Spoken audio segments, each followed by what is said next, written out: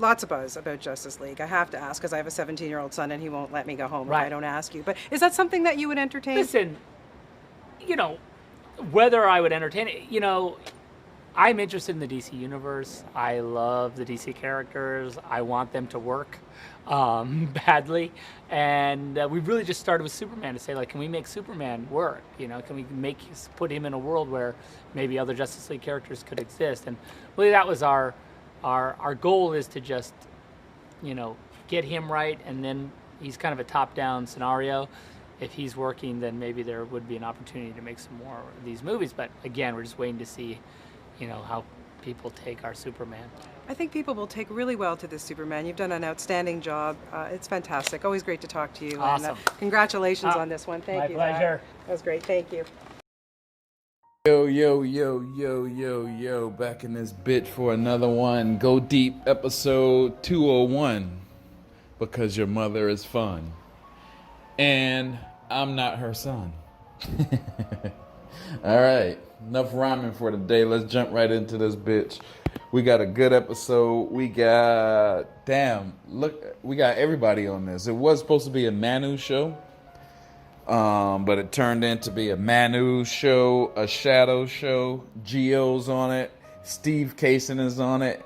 And of course, the second coolest podcaster on the planet.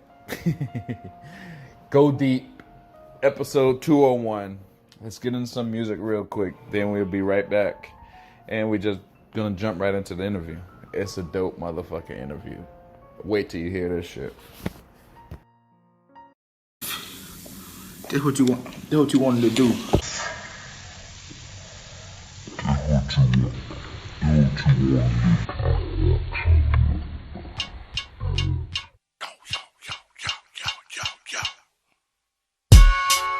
Crime story. Title. I gotta get it, however, whenever. All my niggas know niggas in the streets. Whatever go down. Whatever go down. Follow me up one time, like my man Papa died. Time for some action. It was June 1st. Me and my Cody ran up in the check, cashing on Tompkins and Broad. I told her, tell her don't act funny with the money, cause the money ain't yours. We got 20 hostages and ready to die for this. Quick said, she moving too slow, I'm ready to pop this bitch. Then he shot the bitch and we had to move quick. Grabbed the cash money and food stamps and jetted towards the whip. Jump started the vehicle, drove a block or two. Looked in the rear view, noticed the boys in blue. So I bust a U-turn, you can smell the rubber burn. I dusted them like a wet bag of shirt from uptown. Slowed down and made the left at the light. Started flowing the board and veered to the left. Walked in front of 27 Warren. We ran up in the building with two big black duffel bags, but at least $500,000. Ran up in the crib, shut the door. The sweat started pouring. That's when I heard the sirens roaring. Yo, fuck the sirens. So we came off, we blasted. Any nigga coming here, we coming through like. We do the same shit in my projects.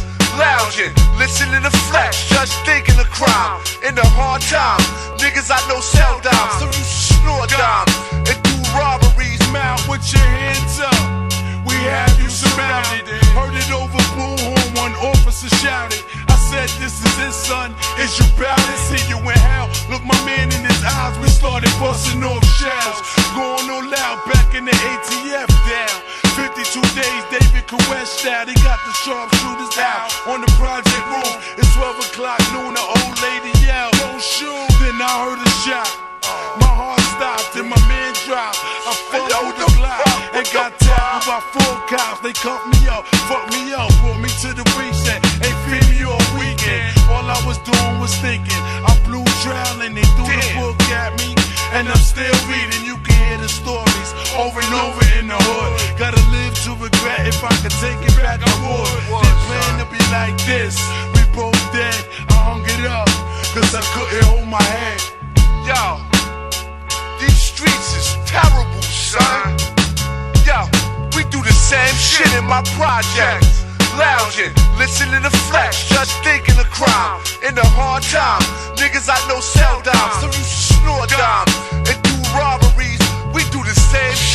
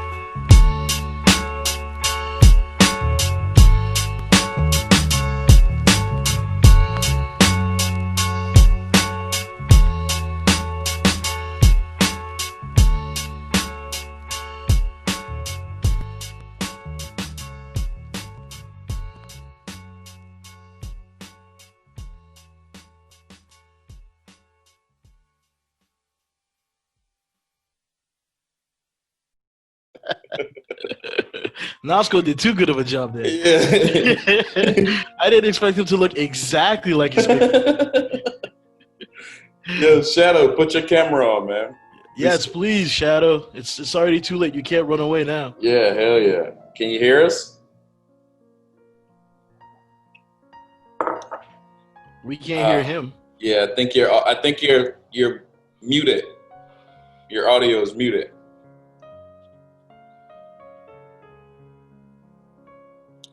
Let's see.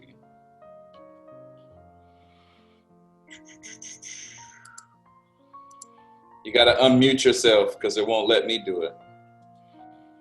All right, it's connected to audio right now. Oh, did not connect to audio. It's your Bluetooth headphones. They're all right. Oh. Perfect. You're in. Can you hear? Yep. All right. What's up, Shadow? Hey, how's it going? What's Going up, good, sir? man. I had trying to get used to Zoom. Yeah. The audio wasn't going through. I had a freak out. Yes. I think it's something. Yesterday. I think that's something we're all trying to get to do, man. Yeah. Zoom has consumed all of our lives now. Hell yeah. Gio is the one that got me over here on Zoom. So Oh, snap. Speak of the devil.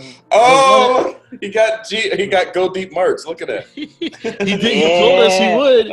He told us he was gonna come ready. Hell yeah. But the Yankee hat, he's just, look at that mug. I gotta cover my shit up, man, because I don't have a Go Deep mug. I got Katie's mug. Where do you get one of these cool mugs? Oh, so interesting that you might ask. Boy, Sean Kemp, Michael Jordan in the flu game. That just might be my new name. Sounds dripping on my shoestrings. New kicks like Luke Kane. Niggas trying to steal my new chain. So I hit him with the blue flame. Pull up, hop out, four wheel, drop top, white bitch, cash out, fake tits, air shots, drip sauce, why not? Roll me, big knot, try me, sit shot, play me. And now I'm gonna put the commercial in. Don't worry. So, Are we live? Oh yeah, we are. All right. Yeah, we are recording. But yo, check this out. Manu said he didn't know that Nasco did such a perfect job because Shadow actually looks exactly like his Pixel character. Did y'all know that? Yeah. Wait. We're missing something though. Oh, there it is. Now I can recognize you. Now I see you. That's a Pixel character. Ali looks like mine too. Yeah, all of us does. You know, he did a good job, man. He did a good job. That boy is special, man. Yeah, that boy is special. He's real special, though. Yeah, he works in we got like a little merch room where we just come up with ideas and shit.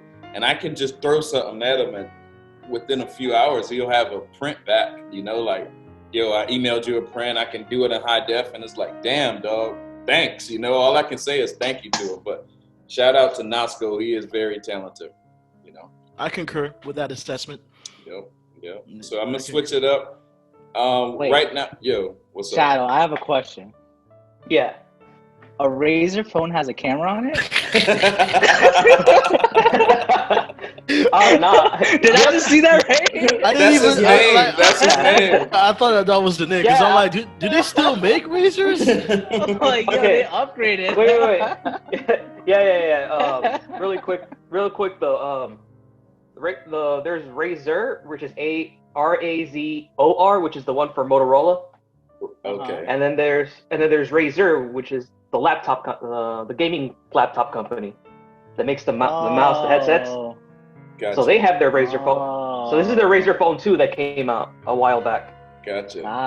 Yo, Motorola's got to get on that copyright shit. Just like Go Tea Party on that shit. I hope Go Tea. Oh, we own Hell yeah, we own every word, bro. You keep like on vanilla roundtables, we keep getting checks. right. We own every word, bro. Yeah, like the Vanilla Ice shit right there. That's good to hear. That's good to hear. Yeah, yo, check this out. So this is Go Deep episode 201, and it's a lot of crazy shit going on in the movement. So Manu hit me up. Manu was like, yo, we got to talk. Gio was like, hell yeah, I gotta be there. Shadow was like, hell yeah, I gotta be there too. So apparently, with his Razor phone. Yeah, with his Razor phone, he somehow found a way to put a camera on, which is admirable. He might be more talented than Nasco. Yeah, he is. Yo, so what's on y'all's mind? What's going on? We got a lot of shit in the movement. I saw Diane Nelson just deleted her page. That was crazy. The moment she tweeted that yesterday, I was like, that's not gonna be up there much longer. Oh my god. Yeah, it's 2016 all over again, but worse. Yeah. You know, like the last time that I was on here, I talked about the BVS wars. That was a while ago. That was actually even before they announced the release of the cut, right?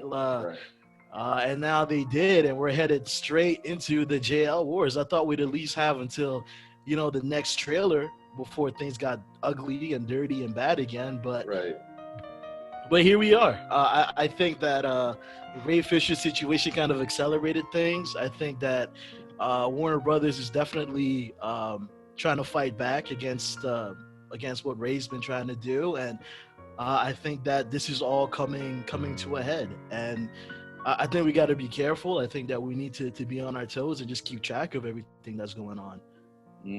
Well said. Well said. Gio, I know you speak well also, so you can hit another one right out the park, right behind them.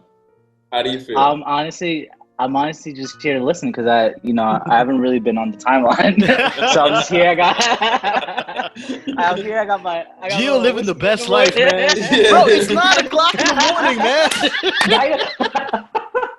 At this hour right now? Wow. 10:30. Now I'm wondering what's in Pilly's cup.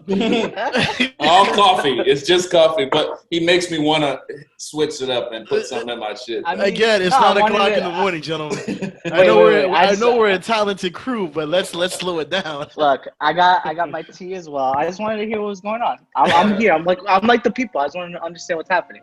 Cool. So, Shadow, how you feeling, man? What's going on in your world, bro? I've never even heard of the BVS wars at the time until I heard about Manu talking about it. Right. And I thought, man, that's some crazy times. Man, you a baby dog. You did. Yeah, freaking. I might be on Twitter since 2010, but I just never used it.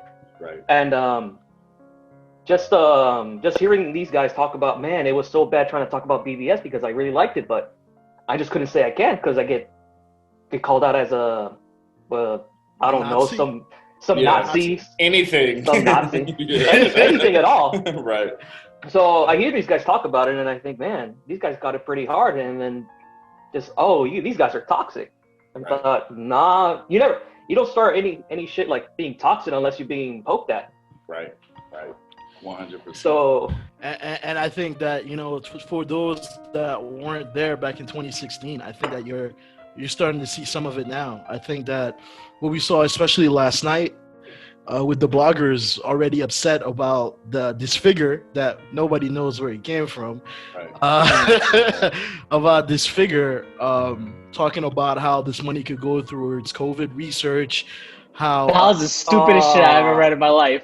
I mean, it's up there, but I've seen worse. I don't know, man. That was pretty dumb. Talking about how the money should go towards COVID research.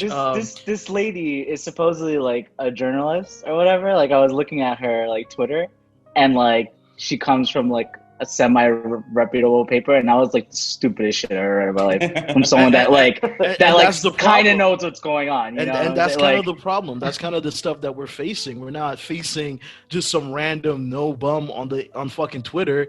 It's somebody that has a reputation, that works for a magazine or a newspaper or a blog site, and that always makes things much harder to fight against because they set these narrative and then they go into the ecosystem of social media, and that it's so hard to walk back. And that's why, like, back in 2016, Warner Brothers didn't say anything or do anything. And, after all this time, I think it makes a little bit more sense as to why, because there was obviously a coup going on behind the scenes already. And this time, Warner Media needs to step up. Warner Media needs to speak out against the rumors. They need to when things are going off the rails, they need to sense it and then do what's necessary to kind of like walk this stuff back, because we've seen how this can affect how the movie is going to be received next year. We saw with BVS when there was so much negativity around that movie that it never really had a chance to like to be judged on its own merits.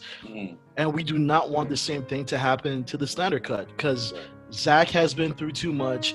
We have been through too much. And I just think that we're all going to need to pay very close attention. We're going to need to like keep track of what's going on, and we're going to need Warner Media to help us out and to step up and to speak out against some of this. And again, this $70 million figure that came out a day after, I mean, like, let's just go over the time frame real quick. THR wrote this article on the 23rd and was released at 2:40 p.m. Eastern. Zack Snyder planning new Justice League shoot amid Ray Fisher claims. This whole entire article is just about what's going on with Ray Fisher. I don't know if you guys have read it. I didn't. The entire article is just about Ray Fisher and his issues going on right now with WB. And then Ray sent a text out that same evening later on talking about how WB has gone from giving libelous official statements to one media outlet to becoming a quote-unquote source of purposeful misinformation for another. So this was on the same day, just a few hours after this article was written.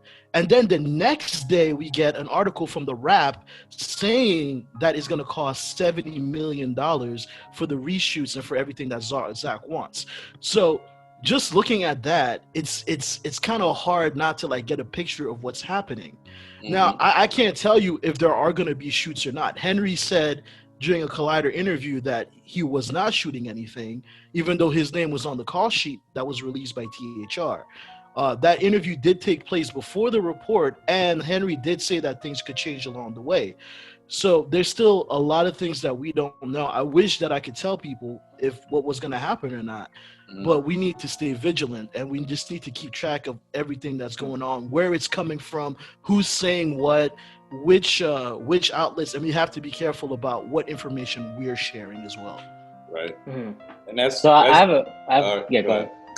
Go ahead, Gio. I have a question. So where did because I saw at one point they like listed out the actors that were going to come back for the additional photography, and there were like hints that the additional photography is going to wrap up what he was trying to do with Justice League. So hints that like he was going to incorporate pieces of 2 and 3, which we've discussed here before. Like that could be an option where, you know, if you think about it, right, we already knew that he had a finished cut, the 214, right? Yeah. So when you think about why he would shoot more, right? Like this isn't a reshoot. This is more like it's being moved to a separate platform. It's already going to be, it has to be adjusted to a format where they're going to do the 4 episodes. They're going to have 1-hour arcs, even if it's not like they're going to put cliffhangers between them or whatever. They still need to piece the movie. Like a movie is a 3-act structure. So this is going to have to behave in a sort of way where like act 1 is like an hour, act 2 is probably 2 hours, and then act 3 is the 4th,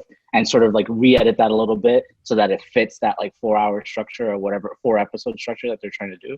So we knew that was like part of it. But then if you think about it, like that's more editing. Like it doesn't really require a crazy amount of additional photography. If they're starting to do it now and they still don't have a release date, that suggests that they are going to be shooting this thing. They don't really know how long it's going to take. They just know that they'll be done by 2021.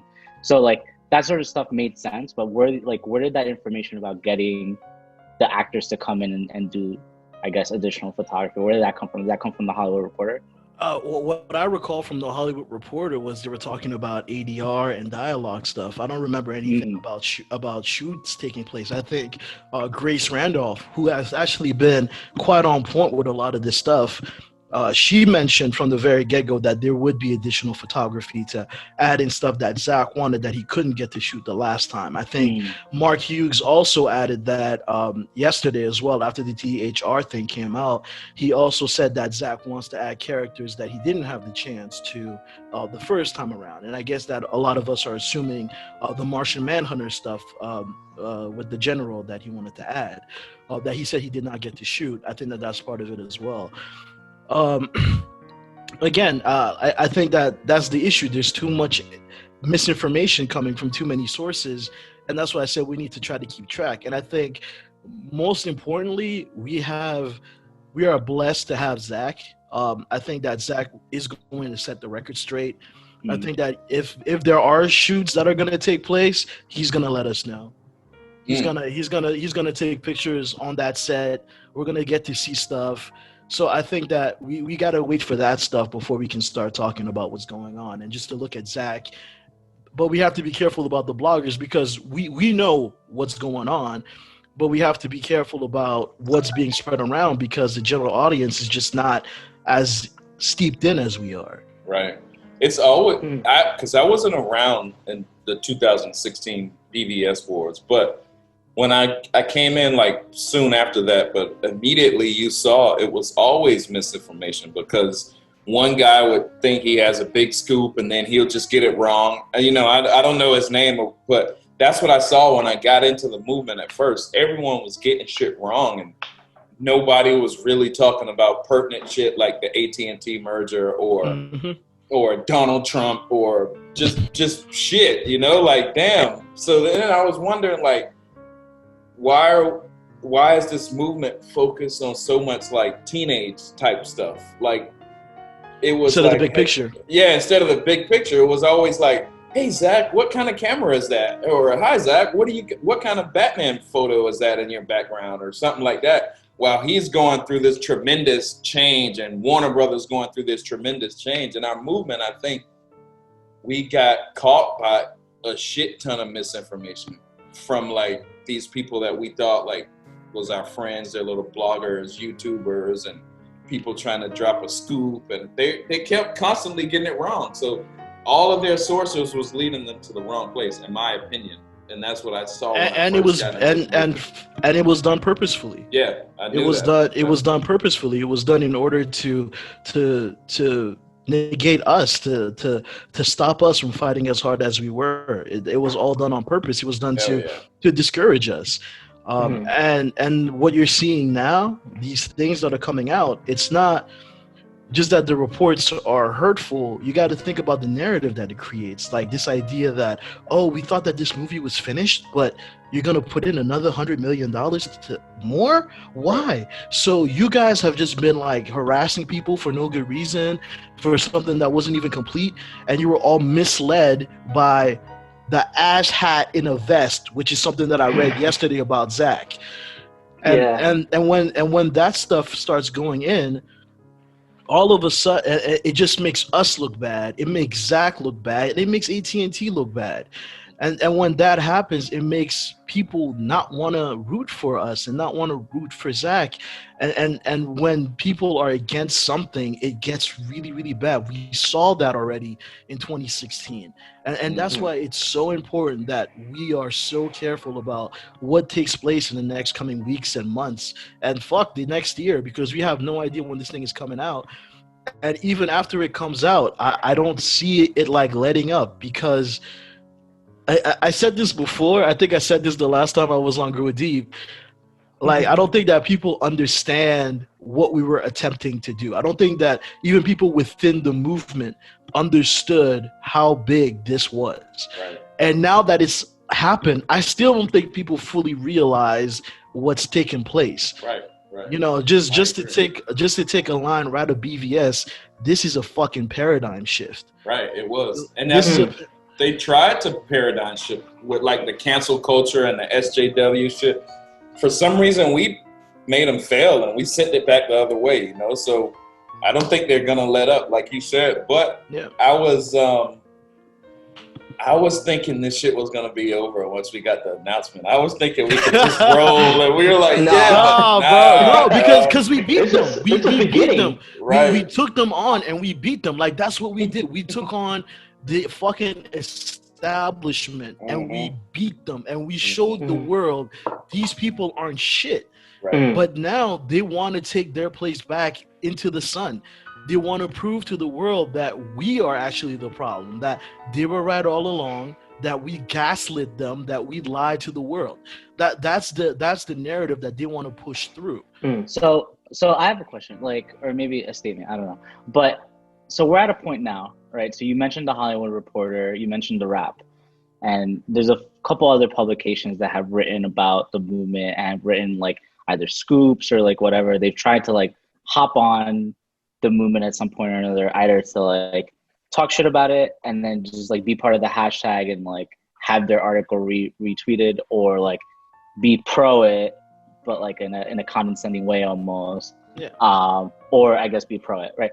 But like over the past 3 years we've proven that, like, I could say without a shadow of a doubt that maybe like the Hollywood Reporter is the one publication that, like, the way that they lied, they did it in a very like creative way. Like their big one was like they kept pushing that Batman was out. That was their big one, and it took them a year and a half to be right about that. Like if you think about it, you look at the first article that they wrote about Ben Affleck being out of the suit, and it wasn't official that Matt Reeves was switching over until that Jimmy, what's his name? Jimmy Kimmel. Jimmy Kimmel. He went on Jimmy Kimmel and he said, "I am not Batman." And even then, he sort of said it like, "I'm not Batman." It's a joke, and it was also very specifically for that movie. He didn't say that he stopped being Batman. Like nothing ever went out that he was like just done. That's why we still like. First of all, he's gonna come back for the Flash, and then also like we still feel like maybe he comes back for something else. So that said, like, why are people still believing these publications that obviously just either they're just throwing shit out, like they're just like saying shit and hoping that they're right about something, or they're just straight up lying, or what we've talked about here is that they're being fed information that's wrong on purpose, which happens all the time, like to mislead, you know, what's going on. That's a strategy that studios will use to sort of just keep under wraps what they're doing. They'll just go ahead and studios. Studios, not just studios, of course. And at this point, we have actors and executives that are part of the system telling us, yes, this happens. Yes, we've done this. Right. Yes, we've done this to the release of Snyder Cut movement and to Justice League. Right. So why are people like still believing something like the Wrap? Like, who the fuck does Mayimbe know at any studio that he's getting any sort of information? Like, even with Grace, I'm sort of easing into like her platform. Like, I feel like she gets a lot of shit for what she does, and I feel like maybe she does know people here and there and the thing. Grace has a really good source. I can tell you that right now. There you go. Grace's source is pretty damn good. Well, is it Film God? I wish, man. All that info, and we're in the chat with him, and he don't tell us nothing. I know, like, right? God damn, you Film God. Even then, I'm not gonna go. Let's not go into the specifics. Let's say, all right, she does have a source. I mean, I have two words. Why might be it? I can say for certain she has a source close to DCWB. She definitely does. I'm not sure about her Disney or whatever stuff, but I can tell you that at least the stuff that comes out around the DC stuff, she has a really good source. I can say that. So like that's that, like, you know, do you think all these people have like sources, or are their sources like believable? Are there people that like are there sources someone like a Jeff Johns that could want to fuck with everyone? Gio, to answer that question, we're gonna have to go deep. All right, go deep, man. Go deep, baby. Go deep. But look what we're talking about. We're talking about the power of communication. Exactly. All of what they tell us, they're just communicating with us. We can beat them by communicating a better narrative. You know what I mean? Or we can speak that's better exactly than them. Exactly. But we don't have We don't have the resources. That's the problem. And that's why we're always fighting against the tide, because we don't have these like huge ass like followings and like, because that's the thing, like we have to say this, like when we're like that check mark it gives you credibility, whether it's true or not, whether it's what Twitter intended or not. Seeing that check mark next to somebody's name kind of makes them feel like there's something, you know, and people want to trust that, because like I said, we're going to have to go deep. You got to look at the world. There's so much information. The internet has bursted things that like you can read about anything from like thousands of different sources, and we're constantly being overwhelmed with so much information. And I think that people need to feel as though that information is coming from somewhere that they can trust. So and if you can't trust anything, then information doesn't matter anymore. And that's such a scary thought. But like I would say that rather believe the rap, believe the Wall Street Journal, believe the Hollywood Reporter. Sorry, go ahead. Going off I of that. I got one. All right, go ahead. I want to get to a point right after that. Yeah, the reason, I mean, the same thing that Manu said. Freaking, I can add to that by, I mean, it's just two words why people would rather believe him at this point, because it's Zack Snyder. He's the hottest thing at the moment. I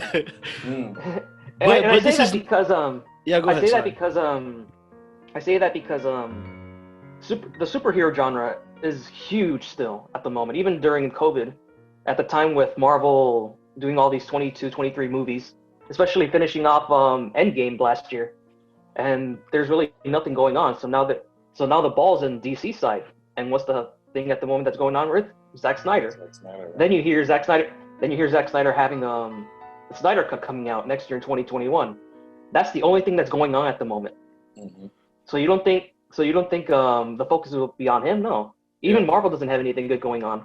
Even the trailer for WandaVision isn't even deteriorating anything with Zack Snyder. So they're clout chasing Zack Snyder's name and trying to pull him down on the way, like reaping the benefits of the Snyder Cut movement, but also trying to destroy it at the same time. And Zack is an easy target, especially hearing that supposedly, Zack's universe isn't even that good. So why are you going to bring back something that was already dead? So now their focus is on him still for that. Cancel culture, bro. Yeah. What you were going to say, GM? Plus, he fits all the categories. He's a middle-aged white guy, you know, like. Right. What'd you say, GM? And then you have. Oh, never mind. Go ahead, shut up. I think. then people have already been conditioned to actually think that he's a bad guy. He's not a good director, when we already know that. They don't know what directing is. They don't know what he does. Right. So they're conditioned to think that he's not even a good director. Right. I think going off of Shadow's point also leads back to where I was trying to get. So you brought out the Wall Street Journal, right? I think that's an interesting one to go off of that. We're talking about like we're talking about how a major publication like that, right? That like they're trusted for breaking, you know, financial news, like political news, and being like pretty intense about the way that they approach journalism, approaching it in a truthful manner and all that sort of stuff. And then you'll read an article like the Ben Fritz one, and you're like, well, how was he so wrong? Like, how did we get to that point? Was he fed misinformation? I think an interesting thing that, you know, we're, as comic fans, we're not necessarily knowledgeable about this. We're just coming in, we just like the fucking movies, and now we have to learn all this fucking shit about the industry, but whatever. Right? Here's something about the paper industry. Okay? That Wall Street Journal article was an opinion article. What you're talking about, Shadow, you're talking about opinions. And when we talk about opinions, it's a very interesting line in publications. There is the paper, and then there's the opinion section. And the way that section works isn't necessarily the way that the other section has to work. Because it's an opinion, the facts that they need to bring into the article aren't as stringent as something that they're throwing out as like, this is X, Y, and Z. This is what happened. Gio, let me ask you a question. Yeah. In 2020, what's the difference between an opinion and a fact? Not a lot. Credibility. But it's your name. It's just the name that's attached to it. Right. But in 2020, our generation for sure should know. Like we're the generation. I was just watching. I didn't like the show. I thought it was really stupid. But I was watching the thing about the social media stuff. Social that was on Netflix. Yeah, I was watching that on Netflix. Yeah, and one interesting thing that they did bring up is that this generation is used to the fact that not even half, most of the shit that we see on the internet is fake. People's faces on Instagram, they're fake. Everything has a filter. Nothing is straight up what it is. So I don't understand why we take so many things at like face value when it comes to like this article. Like the Rap was able to just throw out 70 million and didn't have to say where that 70 million came from. That's an absurd number. $70 million is an absurd amount of money. Like entire movies are made for $70 million. I just saw Devil All the Time on Netflix. I don't think that cost $70 million to make. Joker, Joaquin Phoenix was 71. The hottest. Didn't that cost half? Wasn't that Joker cost 65. Oh, 65. Yeah. 65. I thought it was Birds of Prey also. 30 was what WB put in. Right. Birds of Prey was also 65. I think Shazam was also around that number, and it showed.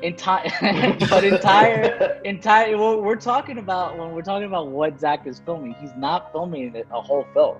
But he's not bringing the whole. Yeah. Okay. But 70 million. Let's start for the sake of argument. For the sake of argument, that it is that amount. Ben Affleck is expensive. If you're gonna get Ben Affleck for 2 weeks, you're gonna have to chop up some money. If you're gonna pay Gal Gadot, you're gonna have to bring up some money. If you're gonna pay Henry, who made I think 15 off BVS alone, you're gonna have to chop up some money. So Henry made 15 off of BVS. Yeah, I'm pretty sure he's nobody. He was nobody. Hold on, let me ask you this. What if Zack Snyder just made another movie with $70 million? If all of those other movies were 65 or whatever. Yeah. You know? Whatchamacallit? 300 cost 65 mil. He could do it. Who's to say he's doing the 300 cost 65. He's filming the nightmare sequence. Pardon me? Who's to say that he's filming the nightmare sequence with those guys? Who knows? Because I think Ezra and Momoa were not on the call sheet. Mm-hmm. I don't know. There's so much that we don't know, and I think like let's just say for the sake of argument that it is $70 million. Like, if they are like spending that much money, they must have big plans. Mm-hmm. If they're spending $70 million, we're not just getting one movie. Because why in the world would you spend that much money for a one-off? Right. They're doing way more, and they're gonna kill this streaming shit. I'm pretty sure.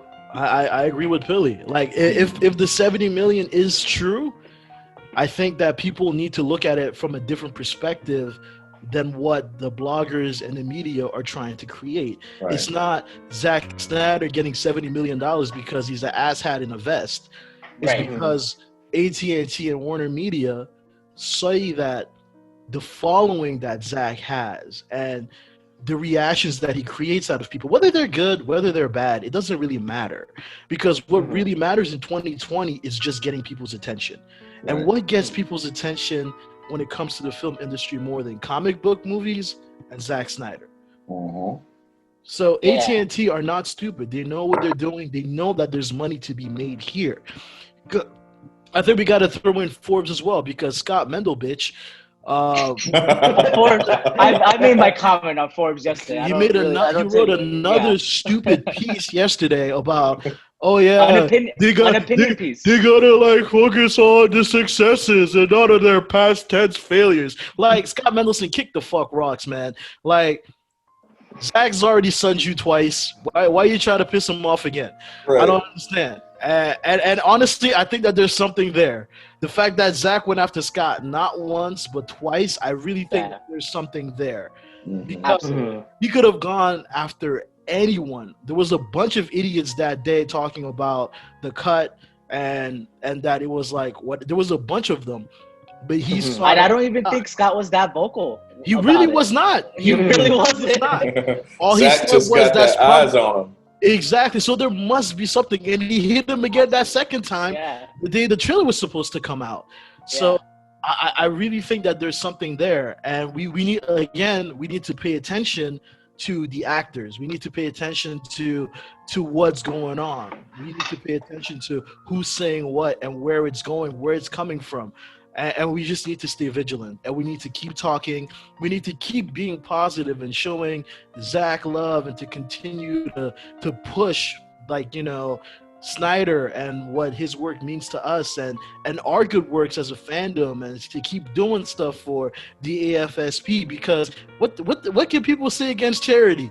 Like, you're really gonna hate on charity? You gonna hate on charity? No, they say that we're doing that as like a shield for what we're doing. But going back to what you were saying about is if they invested $70 million into a movie, right? So I've been following sort of just how the theater industry has been going, and sort of these streaming services. We're in a very interesting transition period where, like, even after a couple of days ago. after this is, like, let's say that the vaccine goes out and everything, like, there's still the hit that people understand is, like, there's going to be a good amount of people that are just not comfortable going back to theaters, and people weren't really going to theaters before. Like, these big movies would get, like, you know, a showing like Avengers or something because it was a thing to do. It was like an event to go out to, but like the return on investment was getting smaller and smaller and smaller. Like, they would have to put in 300 mil, 400 mil after like advertising and all that shit, right? To get back $1.6 billion, right? On the movie. But then, like, they didn't like do all, they had to pay everyone up. Like, the money that they get back from it. That's why, like, if you like, people kept saying like the Joker was the most profitable comic book movie. Just think about that. It's because they didn't have to like put the investment into it that they did on these other properties. And for all intents and purposes, that's a fluke. Like, they're not going to be able to like generate like films like that over and over again. Right. Like, that requires way too much work. That was a vision that Todd Phillips had. Joaquin put in like an performance of a lifetime into it. Like, a lot went into. And don't forget the media's push against it. For sure, also absolutely. You got to put that. Yeah, into, the media saying that like it was it was faux pas and to like not do it. Yeah, right. That absolutely pushed it. And people like to play that down, but I'm like, no. I mean, you know, I don't want to get political, but if you think about like stuff, it's like that's the shit that like makes someone like a Trump, you know, famous, because someone's telling you don't do something, right? So. Going back to that 70 million, we're in this like position, right? So Disney put out two things over the summer. They put out Hamilton and they put out Mulan. And those were two things that were supposed to like generate a bunch of subscribers for them. And if you look at the numbers, and what I do like about Grace, so shout out to her, this is where I got a lot of the information from, is that they caused spikes in subscriptions, but then people just left. So their churn rate is terrible. And churn rate is very, very important when you're talking about a subscription service. It means, for anyone that doesn't know, it means like how many people sign up for it and then just leave right away, because that costs a lot of money to the subscription service. You could sign up for free. You could get this movie for like $15 and then like just leave. So they're not generating the revenue that they really could make out of you. They're not generating what they should see. Like, that's just like not even a movie ticket if you think about it, if they're only making $10 off of you, right? So those two things, they caused these spikes that didn't really go anywhere. So much so that they haven't released how much money Mulan made. Because if anyone like thinks about the Mulan strategy, I mean, a lot of these people watching us here, DC fans. Hold on, Gio. Hold that thought. We got less than a minute left because I didn't upgrade Zoom ever. So we're gonna jump back in, and we're gonna finish this up. All right. Cool. Okay, cool? I'll come back on Mulan. All right, come back on Mulan. See if I can get my name. I'll invite you in a minute or a second. Be right back. All right. Meanwhile, at the Hall of Justice. Great mission, everyone. We showed a lot of teamwork, hustle, and poise today. Hell yeah, poise! Poise out the ass! Yeah, those two know what I'm talking about. Action point 1. Here's us before battling Doomsday. Everyone's looking good, looking sharp. Diana, it's starting to peek out the side a little bit. What? Guys like it natural. Right, like you're trying to attract guys. Action point 2. Here's us after the battle. I think this one really shows off my square jaw. You're giving great jaw on that. Wake the fuck up! I was stuck in a dream world. Thank goodness for my Zach Crack pillow from Mr. West Ashley 843. Buy yours today. Kim, Michael Jordan in the flu game. That just might be my new name. South dripping on my shoestrings. New kicks like Luke Kane. Niggas trying to steal my new. Control some of the outcomes in some form. I did put in you're freezing. Oh yeah, he froze. We lost the him. moment. Schrodinger's shadow.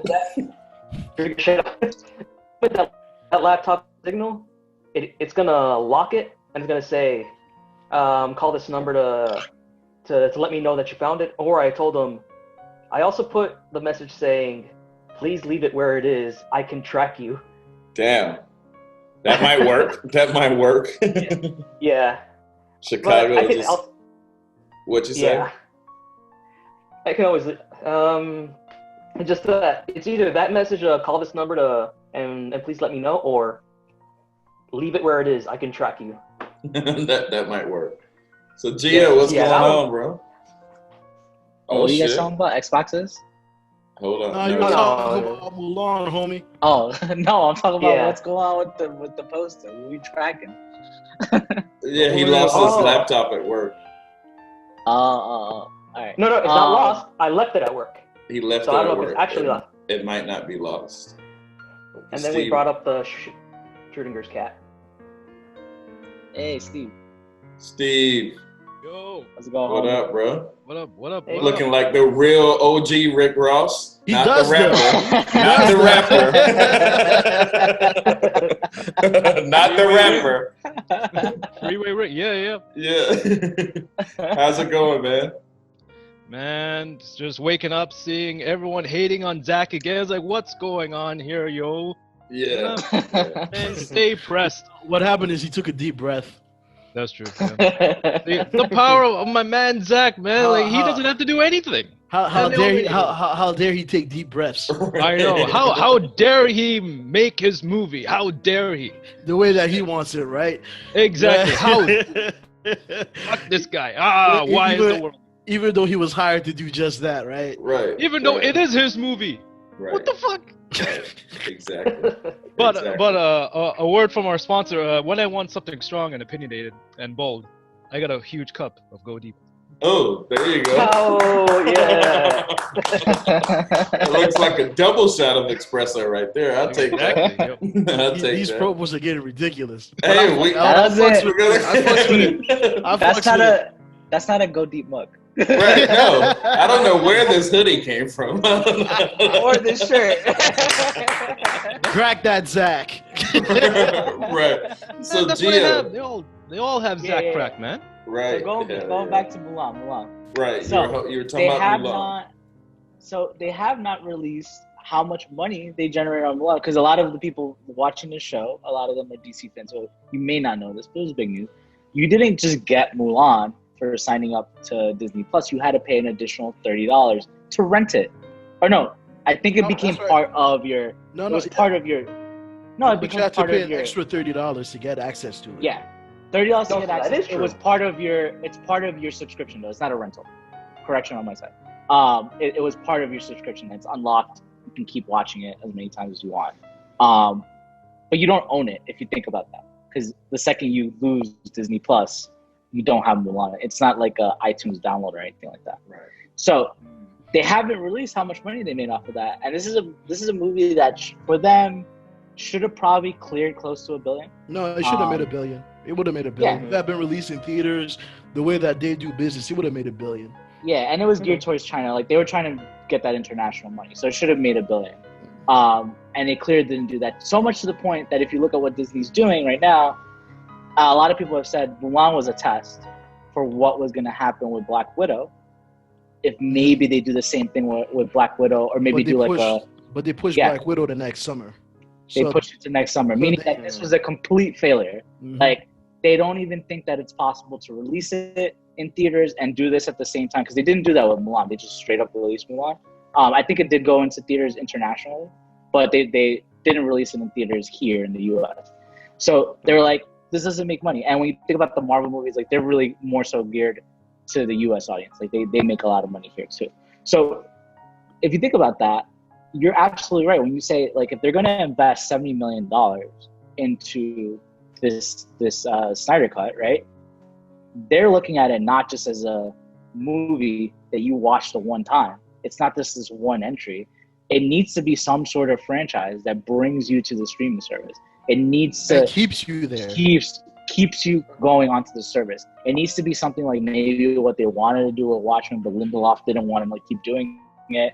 That sort of thing. It needs to be something like that. They need to have some sort of contracts in place if they're going to be investing that sort of money. So if that is the case, if they do invest the $70 million, it is not bad news for the movement at all. That's exactly what we fucking wanted. Mm-hmm. So that's something to think about. Actually, it's not what we wanted at all. They just gave shit to us.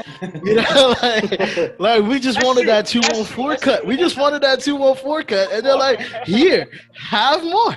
Like that's legitimately what happened. Like this. If I'm not saying that it is or that it is not 70 mil, what I'm saying is that they're going to try to portray it as a negative, but we need to see it as, you know, something incredible. That what WB Pictures couldn't see, that Warner Media can't. Like they see what Zack represents. They see what his vision, what his fans can bring, and they're respectful of that, and they're ready to put their money where their mouth is. That's something that WB was not ready to do. That also goes to no, sorry. Yeah, go ahead. Go ahead, it's also really quick. I just wanted to say, I'll give it over to Steve when I'm done. No. Also, when you think about it, maybe WB didn't want to see it, because if what that signalizes is that this is the official transition for the Warner and family to streaming. Go deep. This is the transition to streaming. This is sort of saying to the studio, your system's not working. Your system's not sustainable. We're not moving forward with it. We need to figure out what the future is. And for us right now, it's HBO Max. And it's investing into that service, and it's preparing everyone for. I go back to that movie that I saw on Netflix, and it wasn't that great of a movie, but it was the movie that finally like established that Netflix is making films. Like they're not making made-for-TV movies. And you think about The Irishman, you think about like The Five Bloods. Those are phenomenal films, absolutely. But they had these like big directors attached to it. You knew that Scorsese wasn't going to make a piece of shit. You knew that Spike Lee wasn't going to make a piece of shit. You knew that they have a way to make movies and nobody's going to tell them what to do, right?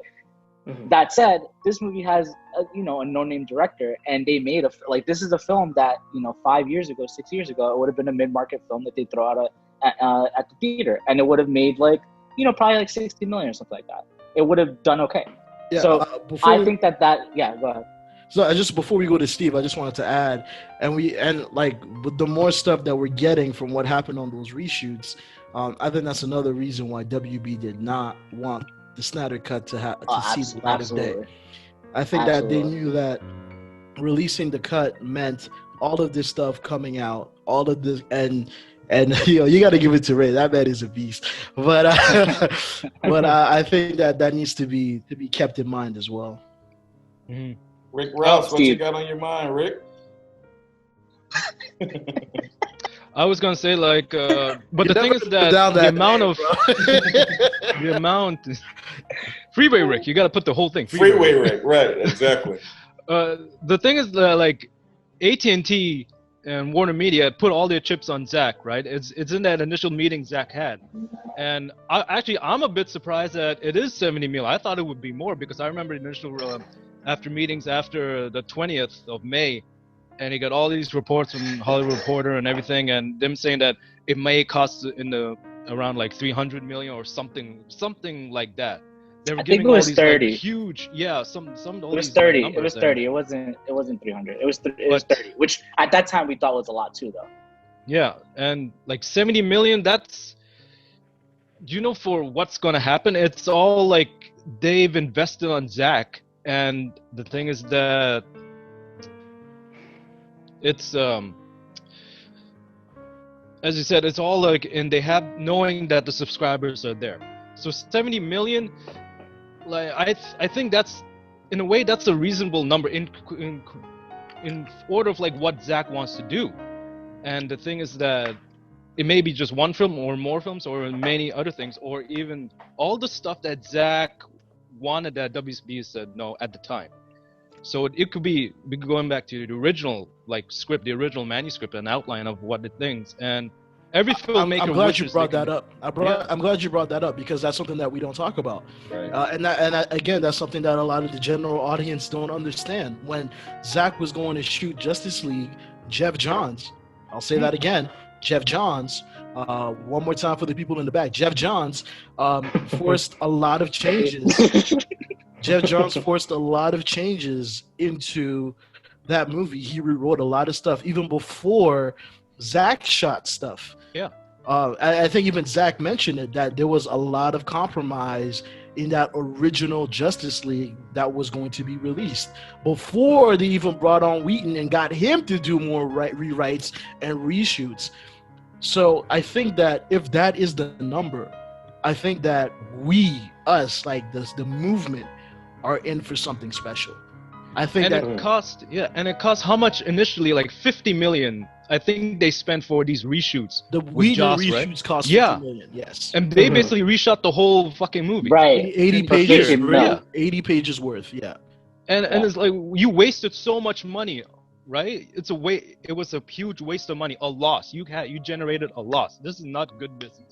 Right. Yeah. Right? Right. And the thing is that 70 million, like to them, like AT&T, like let's be honest, what is 70 million to AT&T? It is a lot for us, but AT&T is a huge goddamn conglomerate, right? Yeah, 70 million. I mean, Yeah. I mean, it is a lot of money in respect to, not giving credence to the bloggers, but they do have a pool of money that they're going to invest into HBO Max. So they're going to do this show, they're going to do other shows. Like they need to diversify their content a lot.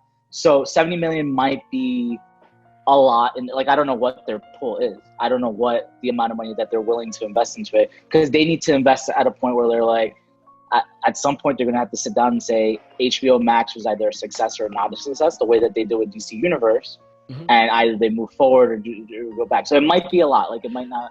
It might not. Be nothing, it was but, I remember it was I think they said about $3 billion in case of a profit loss. Okay, then in that case, investing it's into not a shows. lot of money. And I'll also add, I'll also add that what's great about streaming is that you don't have to share money with the theaters.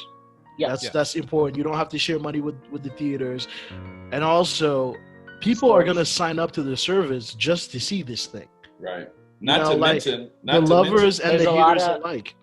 There's a lot of overhead that's cut out. You don't have to share money with stores for holding your DVDs. And look, you don't have to no promotion. share money for printing. Look at no us. promotion. We're doing the promotion. We're doing the promotion, right? Yeah, they're exactly. promoting. Already They're done. promoting. That's, right. Yeah, they're Right. promoting on YouTube. Yeah. They're not even Right. really they're running commercials. Yeah. And also, what I think people need to remember is that first and foremost, AT&T is a tech company, right?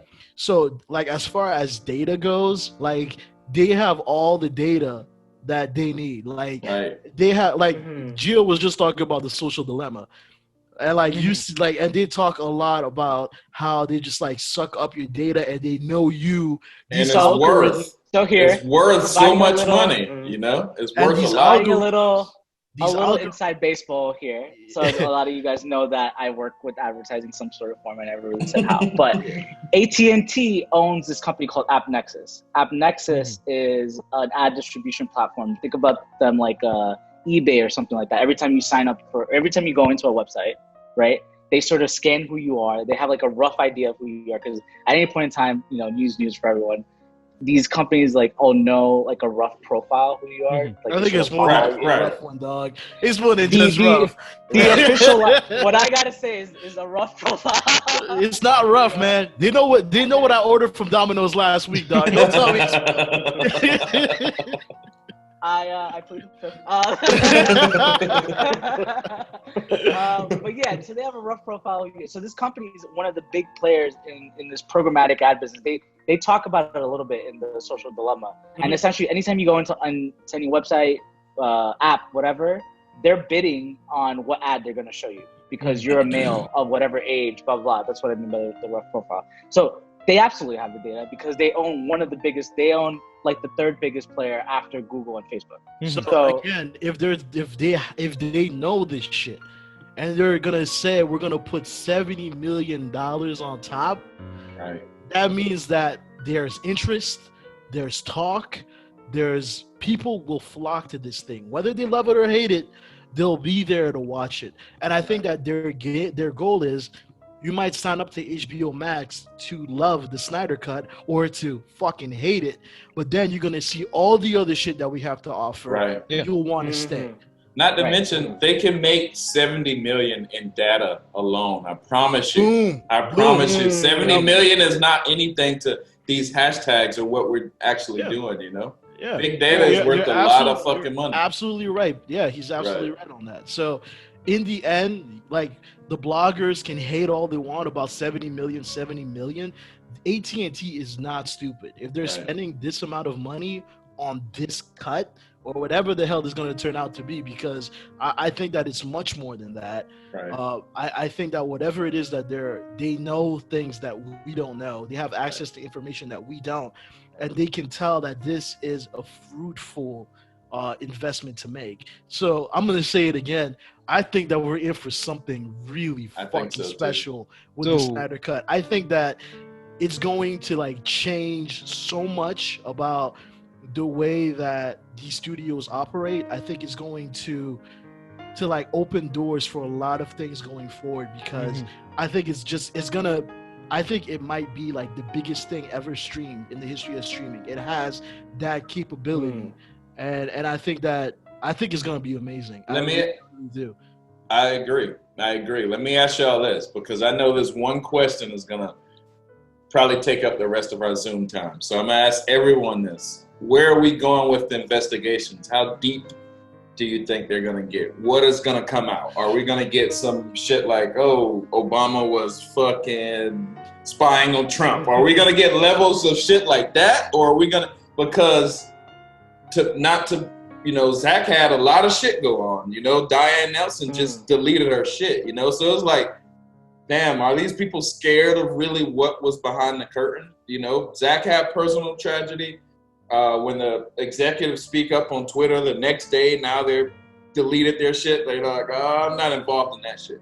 What is coming out of this investigation? Manu, you start. It's going to be fucking ugly. Like, whatever comes out of this thing is going to be ugly.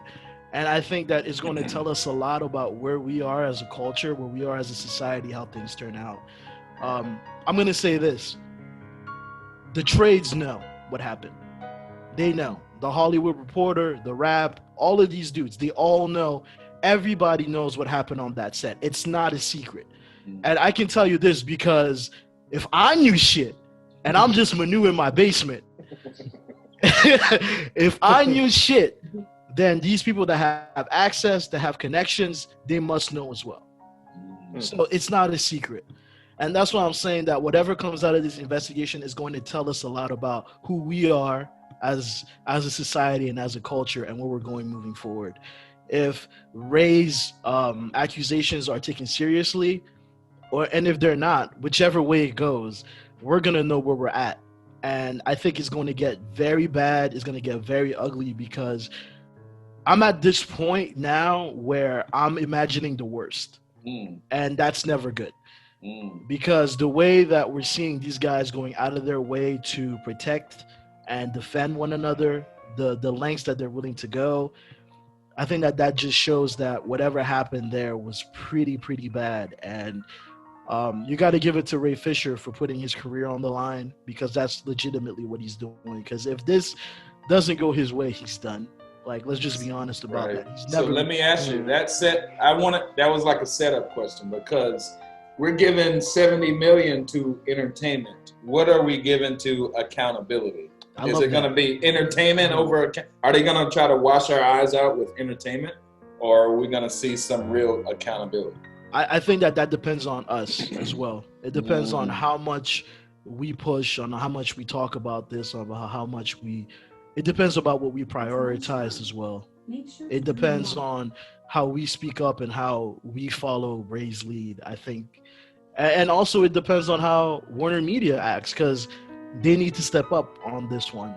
They can't let WB, which they own, let's just be honest, WB is something that they own now. If this is what they're doing, if they're going behind people's backs and they're feeding bloggers and these false narratives and so on and so forth, they need to put the clamp on that shit. And I think you're absolutely right. The accountability has to come forth, and I think it's going to come from us, and it's going to come from Warner Media. And I just hope that Ray has the stomach for what's coming. And I'm also looking forward to seeing if the other members of the cast and crew speak up. Because from what Ray says, he has a bunch of people lined up ready to speak. And I think that has some people very, very nervous. Same with Diane Nelson, what she said. Everybody witnessed it, you know, or a lot of us witnessed it. And I know I've been talking a lot, but I want to add this. Like, I think I didn't talk about this with you guys, but we got to pay attention to something that we saw in the past few years, where we had these comic book writers just attacking Zach in a way that we had never, like, I had never seen that before. So where did that come from? Right. And from what Nelson said, is it possible that Jeff Johns got them to do this? I've been saying it since day one. I got in here. I've been saying it. Right. I honestly think that that's what I'm saying. Like, we're in this part where we're starting to like think about the worst possible thing. And I know that a lot of people don't want to hear this stuff. I know that a lot of people want to just be like, yeah, we got the cut. We won. Let's just support. But I think that as a movement, we owe ourselves more than that. I think that we always said that we were more than just about a movie. And I think that, you know, if this is where we got to go moving forward, this is where we got to go moving forward. Damn. Shadow. This is phase 2, perfectly really. said. Oh, yeah. This is phase 2. So, all right. So, round 2. Here we go. Is it round 2? Like if this was BVS, what act are we in? If this was BVS, what act are we in? Do we have the Capitol bombing yet? I don't think so. Not yet. It has to come out. No. God damn, we haven't had the Capitol bombing yet? Yeah. That's something that I always try to track, like kind of like the journey of the movement. Right. Like that's something that's like so interesting for me to think about and to kind of like try to like squeeze the timeline out of it. But like, where are we? Like, is this like, was the announcement of the cut the end or the start? Was like, the announcement Man of Steel? I think that we're not even in BBS yet. Yeah, I think that the announcement is everything that happened up until the announcement. That was a different movie. Now we're in the now we're in part 2. Yeah. We're in the sequel. Or was and the announcement? We are in act, or was the announcement when the dirt rises at the end of BVS and we're going exactly. into AL1? Yeah. This feels like chapter 3. Exactly. No, it was the third act of last movie. Damn. And then when all the news that Ray, with everything regarding with Ray and all the news, as Manu said, like with everything that happened on the set, when all of that comes out and all the truth is out, that's the Capitol bombing. Because in the movie, that's the turning point, right? Yeah. And here, when all this shit comes out, and then all the names are put in, you can put it. It's like a murder wall, right? You connect everything. And when everything puts the pieces together, that's a Capitol bombing right there. Damn. I was trying to go on cruise control, dog. I was like, bro, you have 4 months, man. Wake up. Like, wake the fuck up. You have 4 months. We've been working these 4 months. I honestly thought that we'd have until the end of the year, or even like until the next trailer comes out. I really thought that we were gonna have like a grace period, but I think that they went too easy on us when the trailer came out. Like, it was a little bit too much. Like, everybody was licking their wounds when that trailer came out. Everybody was like, "Oh shit, I was wrong," and I was like, "Oh fuck, here it comes." we got to getting ready. And now we gotta do what Idris Elba said. We gotta cancel the apocalypse. That's what needs to happen. Damn. It seemed like we were trying. It seemed like we did that at first, but then it's like it's coming back. You know, it's rising its head up again. I think, absolutely, Peely. Like, we've been through this. We've done this. We've been through a war, right? We went through the BVS wars. Some of us here have been through them. We've been through the release of Snyder Cut movement. We've learned a lot about. You know, we have a list, essentially. Like, the people that came out yesterday are all the same characters as me. Nobody new came out yesterday. Right. Ashley Lynch, Dan Jurgens, fucking all these people that, like, not Dan Jurgens. Yeah, Dan Slott, my bad. Get your Dan's in order, bro. That is what pisses me off the most. This motherfucker, Dan Slott, right? It's like, I gave him so much respect for what he did with Spider-Man, making Doc Ock, like... Oh, no, Dan Slott is a fucking... But Fuck then, that but yeah, like now doing this shit, like motherfucker, so it seems to be like all these comic creators and all these artists, it's as if, no, fuck Zach, whatever he's doing, I don't like it, except when I do it. That's the Who's main the guy- thing. It's Yeah. whenever Who's when the guy that I do did- it, it's good. Whenever you Who's do the it, guy no, that no, no. did? Who's the guy that did Into the Spider-Verse? That's what I was thinking about. Yeah, That yeah. motherfucker too. Yeah. Peter. This Yeah. dude is really Peter Rick Ross, something. man. No, seriously, this is the one thing I hate. Like But that's the point. We have the list. Like, these people are not new. We know that they're putting out bullshit. We took down some people over the course of time. We took down fucking Jody. We took down that clown. From Actually, Collider, Jody took himself down. Let's just- Jody took I himself down. can't take credit for Jody. He took himself down. No, I had to help kill his ass. Fuck Jody, but I was like, yo, I'm gonna at least get the last stab in this bitch, bro. Oh my god. But yeah, we did. A lot of people got We killed know by what's it. going on. Right. We know what's This going I on. don't We I know don't these this people. is what I don't understand, like especially from like if you're an artist, if you're a filmmaker, a music creator, or anything you create entertainment wise. I can understand bloggers, they're bottom barrel bitches. That's their job, Can you right? say that again? I just like Bottom the way you barrel. said that. Bottom barrel bitches. Barrel bitches. Bottom barrel bitches. That's the name of the app. If you're a creator and you're hating on Zach, listen, motherfuckers, don't wish that this shit, what happened to Zach, of his daughter dying, of being mistreated, everything, wish that it doesn't happen to you. Exactly. Because whatever you put out in this world, it'll come back. And when it comes back and you cry for help, fuck you. Exactly. I mean, we've already seen that. There's the first round of haters that got taken out over the past few years. Like, what's his name?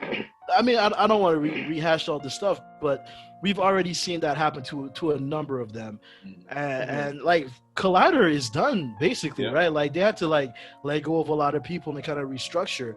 So you're absolutely right. You're absolutely right. Like, And if you think about it, all the shit that I'm saying about where the studio business is going, think about the things that are attached to the studio business.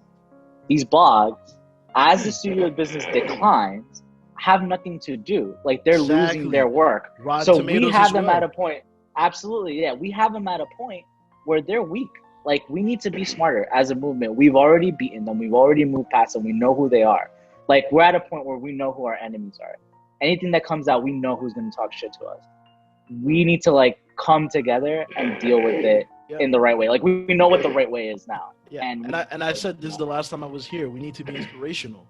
Like we need to like touch people and show people like that we're not just a bunch of crazy people on the internet. We need to touch them and we need to show them that we're talented, that we're kind, that we're good, that we care. And that's why we do what we do. It's not because we fucking just like to see Ben Affleck as Batman kick ass, which is, a fucking highlight. But it's more than that. Like the reason why a lot of us got into this was because it was the right thing to do. And I think that we live in a world right now that is so okay with like trampling over people in order to get to the money that we sometimes forget that, people matter, that the things that we go through matter, that our pain matters. And I think that the stuff that we've done for Zach, for the AFSP, and like for each other, because honestly, like this whole endeavor was incredibly difficult, but the incredible people in this movement made it so much easier to do. You wanted to root for one another. You wanted each other to succeed. We encouraged each other. We shared each other's arts. We shared each other's writings, each other's podcasts. We've created a community. We really, truly have. And I think that we need to show that to the world now more than ever. And to let them know that somebody like Zach can, like, if Zach was really the things that they said that he is, like, he could not have created something so good and so honest and so powerful. So you're saying no more cruise control? Is that what you're saying? I'm saying wake the fuck up. I am so down the road from that shit. Say something. Shadow, what's up? From the beginning when I joined up, I always told myself, man, I need to approach this as positively and maybe explain to some people what the situation is. And then I see a bunch, like for example, Vinaldo and you guys, just approach it aggressively to some of the other negative people. And I thought, damn, these guys have been through a lot, maybe. So little by little, I started gathering information as to why that may be. because we all see it that they throw the toxicity at us, we throw it back. Right. And then they're like, oh no, you guys are fucking toxic, man. Right, like, no. right. Yeah, and we get them to take down their stupid ass posts that need Right. to. Yeah. Right. Yeah, but It's the I mean, I think it's the equivalent of it's a prank, bro. It's just a prank, bro. I was just joking. I think that And if and you for look my at sake- like, I think if you look at what some of the people are doing on Twitter, though, like the approach has always been from the bloggers: call it all toxicity, right? Call it all like bad, right? And then that way, anything that they do is a toxic behavior. But if you look at like the people that have been more experienced with this, and as we move forward with like how we have to approach these attacks, look at like what happened with that T-shirt from that TV show, the Hardy Quinn show, right? Exactly. Like, exactly. It wasn't that we weren't nice to them. We made fun of them back, and we just did it in a strategic way, right? Like, it's not. We're not saying like, I'm not calling all these tweets toxic. I don't think that they're all toxic. To stand up for yourself when somebody attacks you, I don't think is a toxic thing. I come from a place where like, fucking, we'll do worse than that. Like, it's very eye for an eye where I come from. And I'm not saying that's necessarily the right approach either. But maybe we could find a happy in between, you know? And like, I think that that's the journey that we've been on. Like, what is the happy in between? How do we approach this in like a way that at least we're happy with ourselves, that we stood up for ourselves, that we approach this like people aren't getting misinformation. But it also is getting to a point where like this movement needs to be smarter and understand that you're being fed misinformation. Right. Like, not every fucking time that a rap article comes out do I have to tell you that they have no history of telling you the truth. Right. So why would they what they're start? saying? Right. Right. Exactly. Why all of a sudden do they know that? So it's cool. Like the unfortunate thing that happens is that they'll put out one article that says, "Oh yeah, Henry Cavill is coming back. He re-signed his article, or he re-signed his contract," to make you feel like I can trust these guys. These guys are great, right? Like they're giving me the good news that I want. And then they'll put out their fucking bullshit from yesterday, and they'll put out negative news. They're pulling you in so that you'll open the second article. Right. They'll give you one line of bullshit that you like, so that they can give you the line of bullshit they're really trying to give you. And we need to be smarter about that. We need to understand that, like, don't trust a fucking scoop until you see it happen. Right. Like, that's where I am right now. Like, I don't trust anything until Zach tweets it. Will I not fucking trust anything? And that's the unfortunate truth. Like, everybody has been fucking lying to you. They have, and it's so easy to lie. It's so easy Except to Ronaldo. something. Except Ronaldo. And me. Too many times. And me, I haven't. Yeah, damn right. But yo, we're on our last 5 minutes. Go deep, damn right. I'm gonna put another commercial in there, but I want to ask Rick Ross, can you send me like 30 kilos, like maybe through the mail, and then and I'll send you. FedEx. There it is. Pop shot. Manu, we saw your shirts. What are you doing? Manu, what are you doing, bro? Yeah. Are you breaking? He's breaking down the kilos right now. He's like, "Oh, you only need 30? Cool." All right, perfect. Manu, we were looking at your shorts.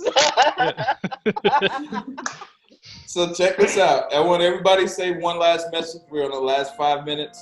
We're going to start with Rick Ross down there. Freeway Ricky Ross. You know, give everybody a shout out. You're never going to live that name down, bro. No, that's You're never going to live that name down. Until I shave it off. No, not even then, bro. That's a good beer. Keep it. Yeah, don't shave it.